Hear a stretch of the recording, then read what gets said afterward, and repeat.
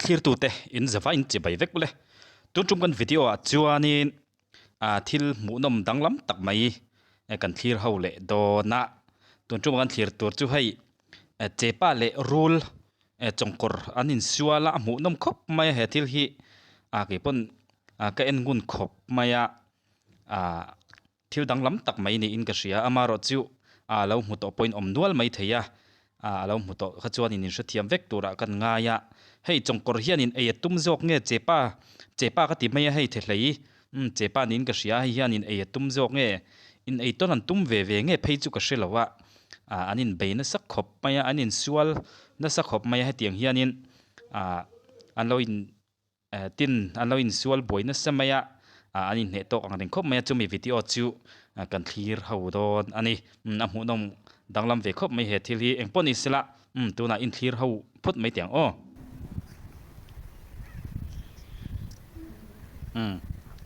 ko kan muang khuanin an muya anin se ve ya kan muang khuanin khu tu jok khuan nge chongkor jok po hian in an ne vak big lo ani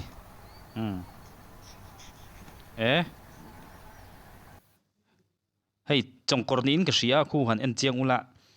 aring khu ati phek thlar meya rule mi hi ka hrawak lawa ka hriat ve dan chuanin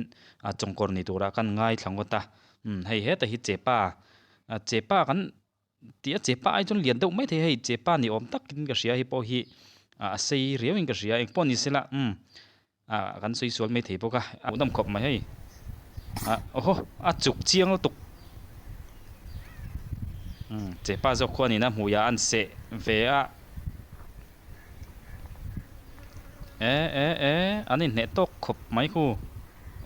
rule zo katlan chi pakhat zo hian in lau bik der silawa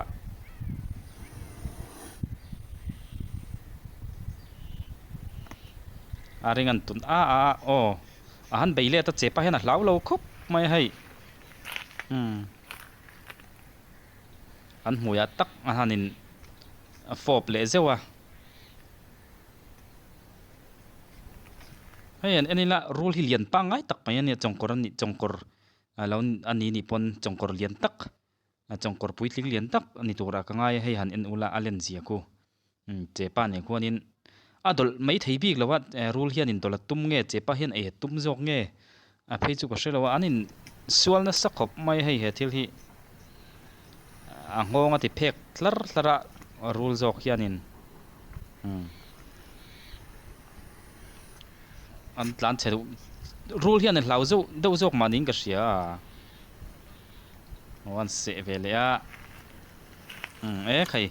a se fu khop mai khu than en chiang ula chepa zo khuanin rule muya khuanin a ve se zo kani ani na taka chon tuna tak khu chon khu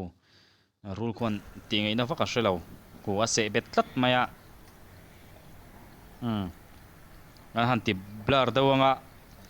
thi sen chuak luayang chi thi sen luayang chi hi youtube lam hian in an phal lawa rina in youtube hian dan le tur hi nga khop maya chepa zo hi hei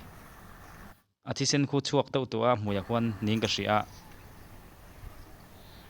tlemati blur daw lek lo chuanin youtube lam hian in miran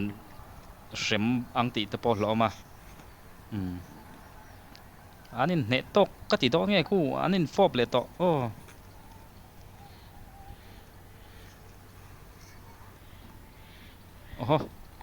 aringa ting ve ta chepa khwan ngaro chepa ka tia chepa ai chona lian anga amaro chu arong le a pian zia khu chu chepa muizum man ti ang chi hi ni mai ka ria sarivai thul chu ni box si lawa hui ria te khan in comment lama te han soi te u engran sange mani don le ka tia a kol khop mai hei chepa chu ni lo chepa ai chona lian deuh chon ka ria adung vel poimo sei deuh khung khuanin rule vel hian ei thin tlatin ka ria rule po hen dolatum po ni thei thawa eng po ni sela an real tram ve in tong fu nin ka ria tan che ta dai mai aran let le a tlom du bik pia lo an om ha dam vel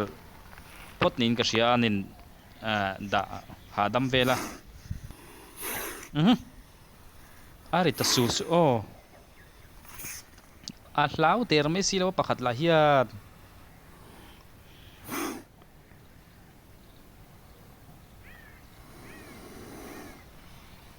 chepa khon ti ngei na vaka hrelo ni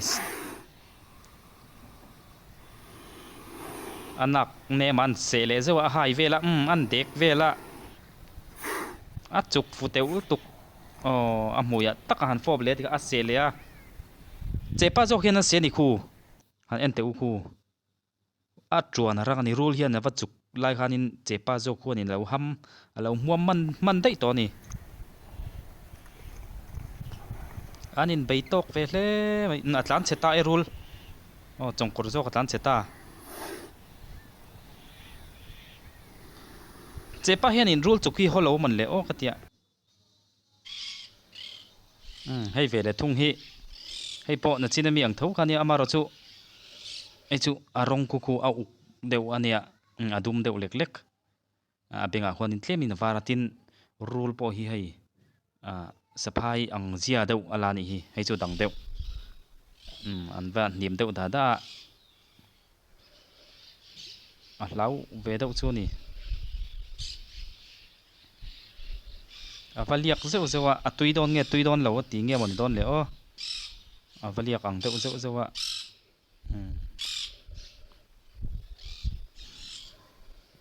e khai ava po ngam mai bik tlat lo mai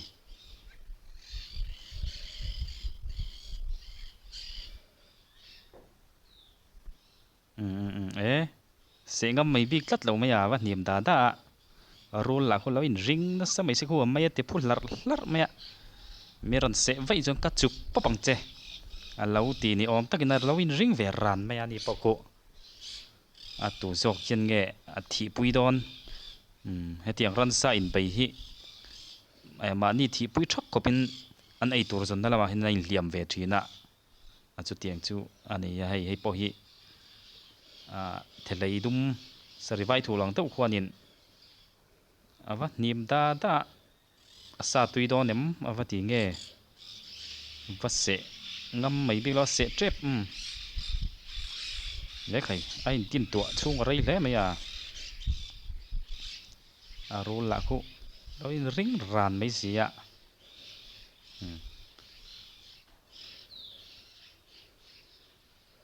eng ran sang mani don le mak le mai safia ani box si lawa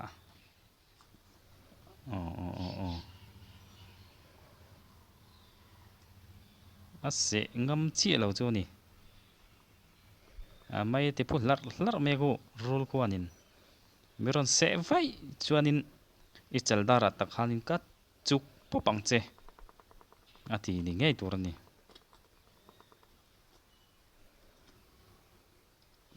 an thau ka nga nim rei a mai kan kat lokang atleng son ta dei mai hei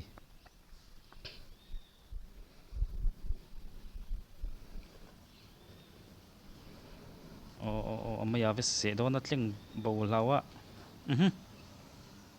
rule jok hin a hlau tlat mai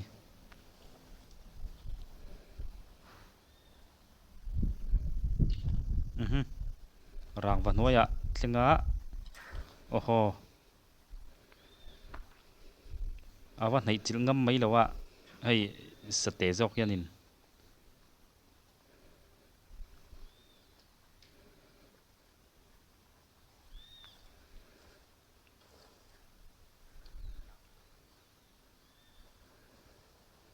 atleng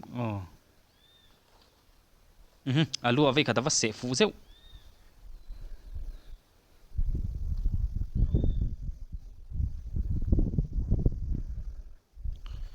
rule hi saphai no chu ni silo saphai zia do ro chu ni hi male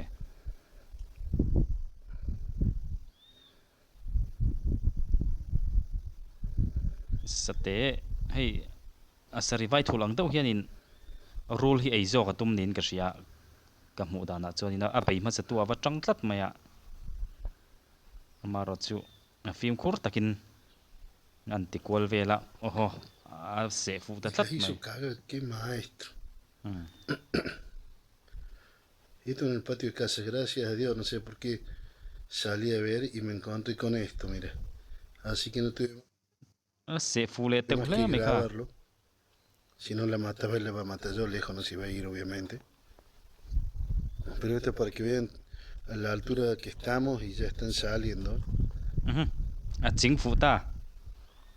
Ay, cago. ho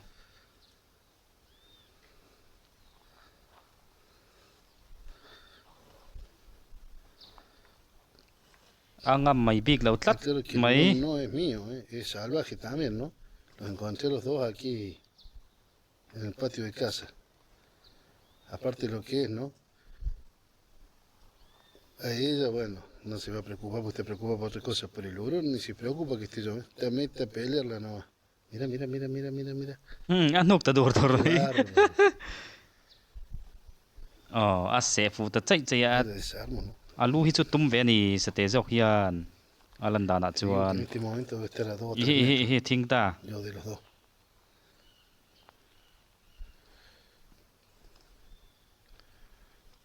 be rei hle mi kan kat te yang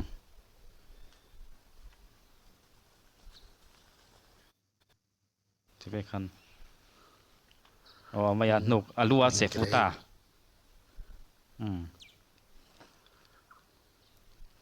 se fu ta tlat mai ko aring angonga taka se chin khan thi na sa to mai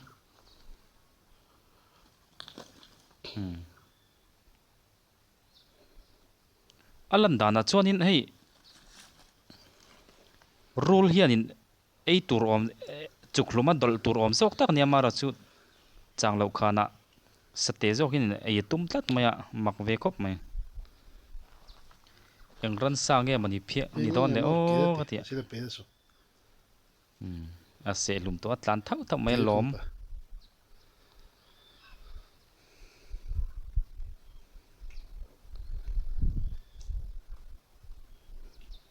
thial tamal mal maya ko ko ta ko